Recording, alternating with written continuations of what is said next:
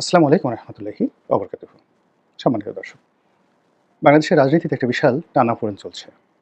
একই সঙ্গে আওয়ামী লীগ, বিএনপি, জামাত, জাতীয় পার্টি এবং সরকারের যে সকল কিংস পার্টি, বিশেষত এনসিপি, তাদের মধ্যে যে রশি টানাটানি চলছে, এই রশি টানাটানিতে সবাই বিএনপিকে, জামাতকে আলাদা করার চেষ্টা করছে।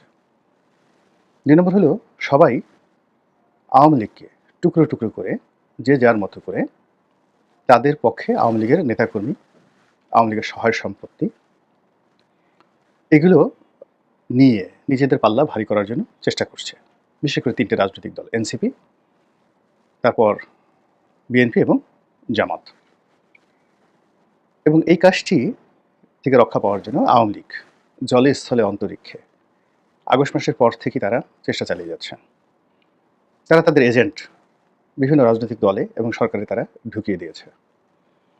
এবং আওয়ামী লীগের অর্থ আরও স্পষ্ট করে বললে, আওয়ামী লীগের যে সকল লোক এই গত ১৫ বছরের হাজার হাজার লক্ষ কোটি টাকার যে ক্যাশ, সেই ক্যাশ যারা হোল্ড করতেন, এদের কেউ দেশের বাইরে আছেন, এদের কেউ জেলখানাতে আছেন, কিন্তু তাদের অর্থনৈতিক যে সাম্রাজ্য, সেই অর্থনৈতিক সাম্রাজ্য ঠিকই চালু আছে।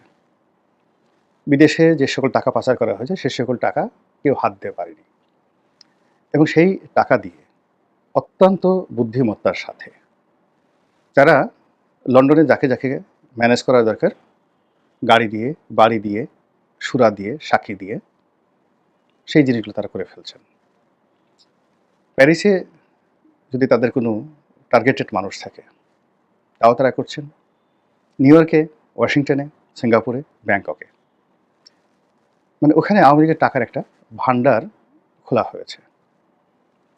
তার কিছু নমুনা আমরা দেখতে পাচ্ছি যে এখন রাজনৈতিক দলগুলো কেউ কেউ পরস্পরকে ছোট করার জন্য বলার চেষ্টা করছেন যে ওরা আওয়ামী লীগের টাকায় রাজনীতি করে।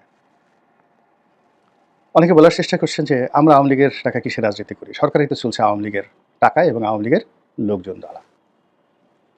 এবং ক্ষমতার যে কেন্দ্রগুলো রয়েছে সেই কেন্দ্রগুলোতে এখনো পর্যন্ত আওয়ামী লীগের নিয়ন্ত্রণ বলতে গেলে শতভাগ। আওয়ামী লীগ যে পরিমাণ রিক্রুট করেছে, অর্থাৎ যেভাবে তারা শস্যদানা বুনেছে, সেখান থেকে 1%ও সেই শস্যদানা থেকে 1 ভাগ, শতকরা 1 ভাগও বর্তমান জমানাতে নিষ্ক্রিয় করা যায়নি কিংবা উপড়ে ফেলা যায়নি। অল্প কয়েকজন পুলিশ কর্মকর্তা, অল্প কয়েকজন সিভিল সার্ভেন্ট, অল্প কয়েকজন ব্যবসায়ী, তাদেরকে ধরা হয়েছে।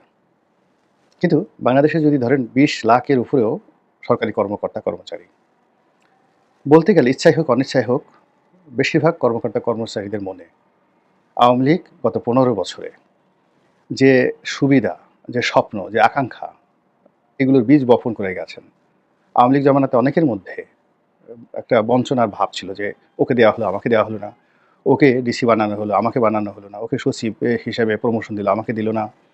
তারপরে ও রিটায়ার্ড করার পর তাকে মন্ত্রী বানানো হলো, এমপি বানানো হলো, তারপরে তাকে আরও এক্সটেনশন দেওয়া হলো, আমাকে দেওয়া হলো না। এই জিনিসগুলো নিয়ে অনেকের ক্ষোভ ছিল। এমনকি বিএনপি এবং জামাতের অনেক লোক আওয়ামী লীগের সময়টিতে ঘাপটি বেড়ে তারা ছিল এবং তারা মনে করেছিল যে পরিবর্তিত একটা পরিস্থিতি তারা বিরাট কিছু হয়ে যাবে। এখন সেই যে আওয়ামী লীগের যারা অভিমানী, ক্ষতিগ্রস্ত, তারা তো আছেই, তার সঙ্গে সঙ্গে বিএনপি জামাতের যে সকল নেতাকর্মী এই সরকারি কর্মকর্তার রূপে ছিল, তাদের একটা বিরাট অংশ এখন বলছে যে আগের জমানাই ভালো ছিল। এর কারণ হলো এই নতুন জমানাকে কেন্দ্র করে তাদের কোনো লাভ হয়নি, বরং কোত্থেকে এসে কারা যেন উড়ে এসে জুড়ে বসলো। বলে original Awami League, original BNP আর অরিজিনাল জামাত বলে এখন কোনো পার্টি নেই। সবাই এখন বঞ্চিত হয়ে গেছে, শোষিত হয়ে গেছে। আর বিএনপি এবং জামাতের যারা শীর্ষ পদে এসেছেন, তাদেরকে সবাই হাইব্রিড, বিএনপি হাইব্রিড জামাত বলার চেষ্টা করছে।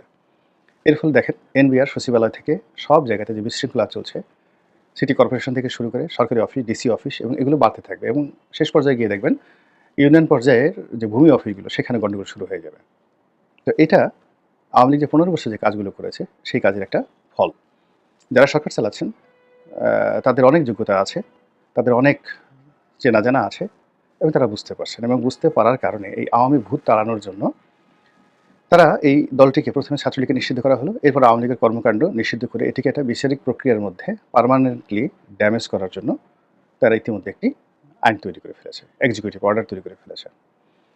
এবং এই এক্সিকিউটিভ অর্ডার তৈরি করার ফলে যেটা হলো অনেকগুলো সমস্যা একেবারে যাকে বলা হয় মারাত্মক থেকে মারাত্মকভাবে এটি দেখা দিয়েছে। এটি হয়তো এমনি হচ্ছে বা এর সঙ্গে হয়তো আওয়ামী লীগের কোনো যোগাযোগ নেই, কিন্তু সরকার যেহেতু আওয়ামী লীগ নিষিদ্ধ করেছে, কাজেই তাদের একটা ধারণা যে এই আওয়ামী লীগ এখানে মরণ কামড় বসানোর চেষ্টা করছে। এবং সারা বাংলাদেশে এখন যা কিছু হচ্ছে সেটি অনেকটা যুদ্ধের মতো যুদ্ধাবস্থা বর্ণনা করে ডক্টর মোহাম্মদ ইউনূস তিনি স্বীকার করেছেন, বিবৃতি দিয়েছেন যে দেশে একটি যুদ্ধ পরিস্থিতি তৈরি হয়েছে।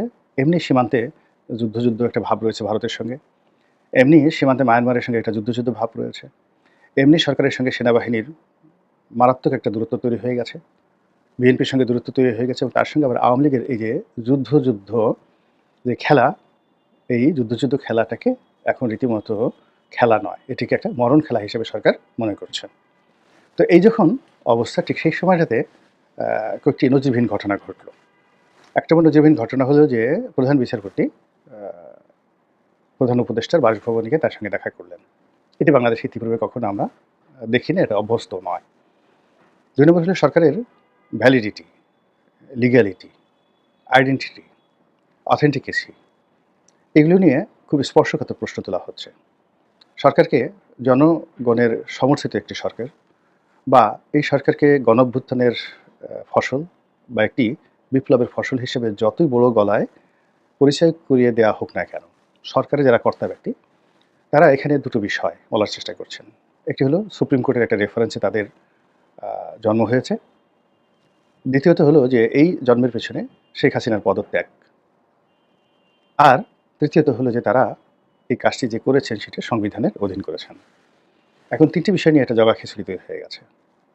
প্রথমত সংবিধানের কোন ধারা বলে কিভাবে এই কাজটি হয়েছে, দ্বিতীয়ত হলো যে সংবিধান সমন্বয় রক্ষা করতে গিয়ে তারা যেভাবে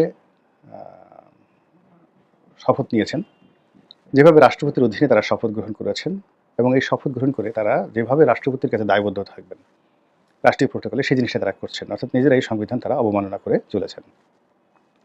২ নম্বর হলো যে শেখ হাসিনা তার প্রধানমন্ত্রীর পদ থেকে পদত্যাগ করেছেন, এই কথাটা কেবলই একটা কাগজে বাগ হয়ে আছে। সেই পদত্যাগপত্র কোথায়? সেই পদত্যাগপত্র বঙ্গভবনে নেই।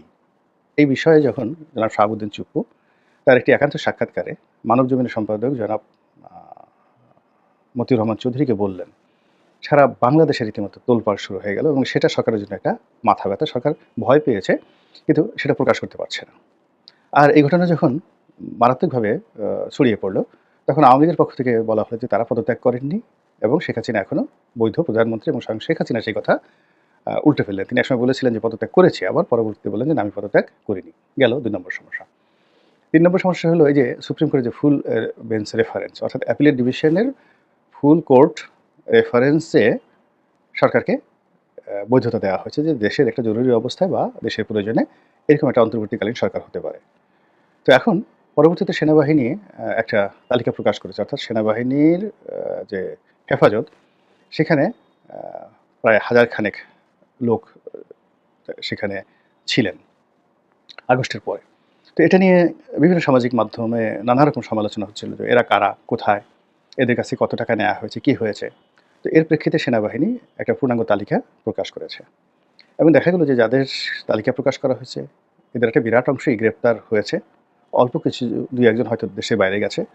আর সবচেয়ে বড় ব্যাপার হলো সেখানে সুপ্রিম কোর্টের সবচেয়ে ২ জন বিখ্যাত জাজ, প্রধান বিচারপতি এবং তারপরে যাকে প্রধান বিচারপতি মনে করা হতো ইকবালুর রহিমের যে বড় ভাই জনাব এনায়েতুর রহিম। তো আপিলেট ডিভিশনের শীর্ষ বিচারপতি এনায়েতুর রহিম, কল্পনা করা হতো যে বর্তমান মানে সাবেক যে প্রধান বিচারপতি তারপরই যিনি বিচারপতি হবেন, প্রধান বিচারপতি হবেন তিনি।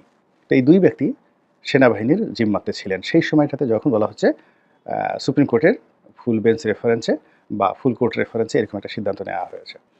এখন বক্তব্যটা হলো যে তারা ২ জন সেখানে ছিলেন, বাকি বিচারপতিরা কোথায় ছিলেন, তো সেখানে স্বাক্ষর হয়েছে কিনা, এরকম কোনো ভার্চুয়াল বৈঠক হয়েছে কিনা, যদি ভার্চুয়াল বৈঠক ছাড়া তো এটা সম্ভব নয়, অথবা সেখানে কোনো কোর্ট বসেছিল কিনা, এটা কি ক্যান্টনমেন্টে কোর্ট বসেছিল নাকি এটা আ মানে ক্যান্টনমেন্টের তত্ত্বাবধানে সেনাবাহিনী ওই ২ বিচারপতিকে সুপ্রিম কোর্টে নিয়ে এসেছিলেন, সেটা কি দিনে বা রাতে নাকি আদৌ কোনো কিছু হয়নি?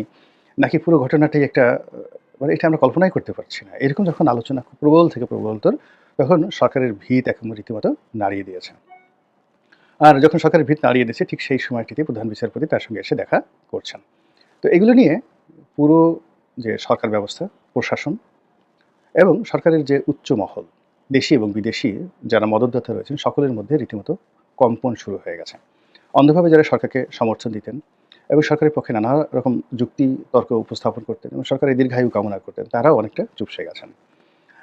এখন যে অবস্থা চলছে, আজকে আমি যখন এই ভিডিওটি করছি মঙ্গলবার দিন, তো মে মাসের ২৭ তারিখে। তো আজকের দিনের এই ঢাকা শহরে যে ঘটনা ঘটছে, তাতে বাংলাদেশে যে একটা সরকার আছে, এটা মনে হচ্ছে না। সেনাবাহিনী স্বতন্ত্রভাবে আইনশৃঙ্খলা রক্ষা করার জন্য চেষ্টা করছে এবং দুজন খুব শীর্ষ সন্ত্রাসীকে তারা ধরেছে। একজন সুব্রত বাইন আর একজন হলো মোল্লা মাসুদ। এবং এই মুহূর্তে এই দুজনকে ধরেছেন এবং আরও ৪-৫ জন আছেন এবং এদের যে স্বীকারোক্তি, এই সময়টাতে তাদেরকে কিভাবে ছাড়া হলো এবং তারা সেনাবাহিনীর কাছে যে স্বীকারোক্তি দেবে এবং এই গত কয়েক মাসে যে সকল ঘটনা ঢাকা শহরে ঘটেছে আন্ডারওয়ার্ল্ডে এবং সেখানে যে সকল লেনদেন হয়েছে, যে সকল ঘটনাগুলো ঘটেছে, সেগুলোর সঙ্গে অনেক রাজনৈতিক নেতৃবৃন্দের বর্তমান এবং সাবেক সংযোগ রয়েছে এবং তারা কাদের পক্ষ হয়ে কোন জায়গায় কী কাজ করেছেন সেই কথাগুলো যখন সেনাবাহিনীর কাছে তারা স্বীকারোক্তিমূলক জবানবন্দি দেবেন, তা অনেকের জন্য মরণ ফাঁদ হয়ে যাবে, রীতিমতো মরণ ফাঁদ হয়ে যাবে।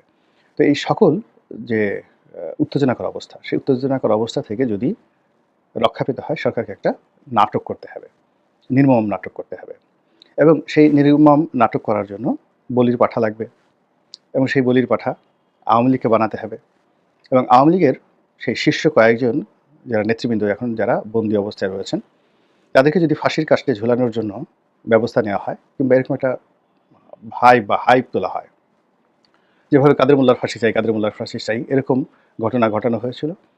তো ওইরকম যদি করা হয় এবং বেশ কয়েকজনকে যদি খুব দ্রুত ঝুলিয়ে দেওয়ার ব্যবস্থা করা যায়, যেকোনোভাবে ঝুলিয়ে দেওয়ার ব্যবস্থা করা যায়, তাহলে দেখা যাচ্ছে এটা সরকারের জন্য একটা রক্ষা কবচ হলেও হতে পারে।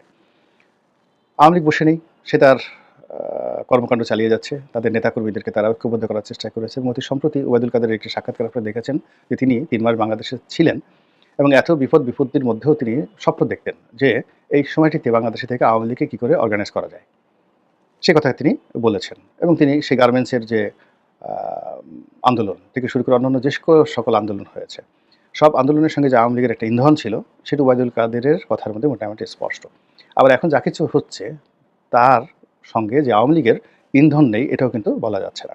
তো কাজেই এই যে একটা কমপ্লেক্স জটিল যে অবস্থা, সেই জটিল অবস্থা থেকে যদি সরকারকে রক্ষা পেতে হয়, তাহলে তাকে চমকপ্রদ কোনো একটা জিনিস করতে হবে এবং এই চমকপ্রদ কাজ করতে গিয়ে তারা যদি আওয়ামী লীগের উপর, যারা বিশেষত এই মুহূর্তে তাদের কেপ্টে রয়েছে, তাদের উপর যদি বজ্রঘাতের মতো কোনো অভিঘাত তারা দেওয়ার চেষ্টা করেন এবং তারা মনে করেন যে এই জিনিসগুলো করলে তাদের যাত্রাপথ মসৃণ হবে, জনগণ তাদেরকে তালি দেবে, বাহাবা দিবে, তাহলে হয়তো তারা সেই দিকেই এগোবেন। আর এর ফলে আওয়ামী লীগ মারাত্মকভাবে বিপর্যয়ের মধ্যে পড়বে, মানসিক অশান্তির মধ্যে পড়বে। বাংলাদেশে যারা আছেন তারা আরও ভীত সন্ত্রস্ত হয়ে হবেন এবং অনেকে এই দেশ ছেড়ে পালিয়ে যাওয়ার চেষ্টা করবেন। ভবিষ্যৎ সম্পর্কে মহান আল্লাহ রাব্বুল আলামিন জানেন। এদেশের একজন সাধারণ নাগরিক হিসেবে শুধু আল্লাহর কাছে প্রার্থনা যে এই দেশটি এখন তোমার বান্দাদের হাতে আর নেই।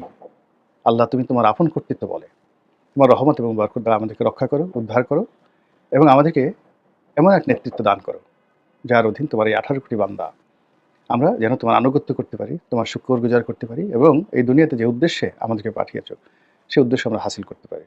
আসসালামু আলাইকুম ওয়া রাহমাতুল্লাহি ওয়া বারাকাতুহু।